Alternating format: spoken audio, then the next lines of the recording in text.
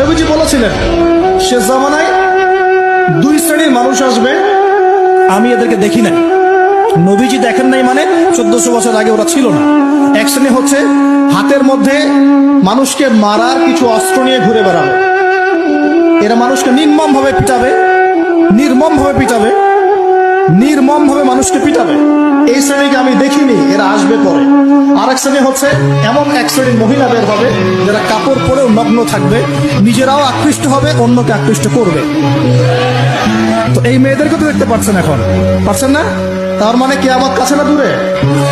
আর আমি এখন ওই হাতে লাঠিওয়ালা ওই গ্রুপকেও খুঁজে পেয়েছি। হাতে লাঠিওয়ালা সেই গ্রুপ কোনটা জানেন? ওই যে ঘরের মধ্যে ঢুকায় যে ছেলেগুলোকে মেরে রাত্রেবেলা মেরে ফেলায়, সেটা গ্রুপে।